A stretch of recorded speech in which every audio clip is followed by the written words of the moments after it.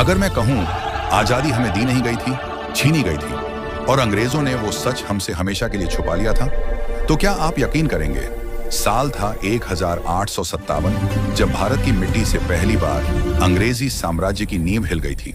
किताबों में इसे लिखा गया सिपाही विद्रोह, लेकिन असलियत ये थी, ये भारत का पहला स्वतंत्रता संग्राम था। रानी लक्ष्मीबाई, मंगल पांडे, नाना साहेब, बेगम हजरत महल, इन सब ने मिलकर वो ज्वाला जलाई थी जिससे ब्रिटिश साम्राज्य की नींव तक कांप उठी थी। लेकिन ब्रिटिश राज ने अपनी किताबों में इस आग को बगावत कहा। उन्होंने कहा, यह सिर्फ कुछ पागल सिपाहियों का विद्रोह था ताकि आने वाली पीढ़ियां अपने असली नायकों को भूल जाएं। कहते हैं अंग्रेजों ने सिर्फ हमारी जमीन पर राज नहीं किया, उन्होंने हमारे विचारों पर भी कब्जा किया।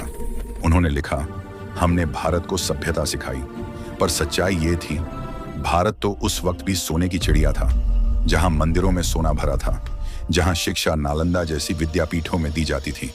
फिर भी उन्होंने हमें असभ्य कहा, हमारी लिपि बदली, हमारी शिक्षा बदली, यहां तक कि हमारा इतिहास तक काट छांट कर लिखा गया।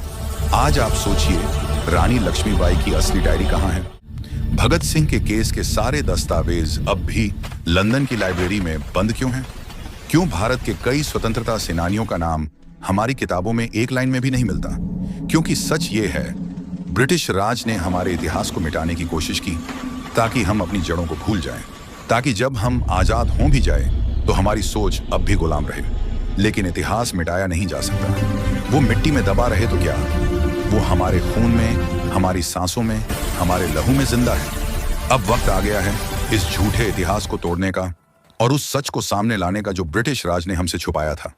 जिसने हनुमान जी का नाम लेकर इस वीडियो को लाइक किया, उसके सारे संकट मिट जाएंगे, और जिसने सब्सक्राइब किया, उसके घर में सुख शांति स्थायी हो जाएगी। तो बोलो, जय श्री हनुमान।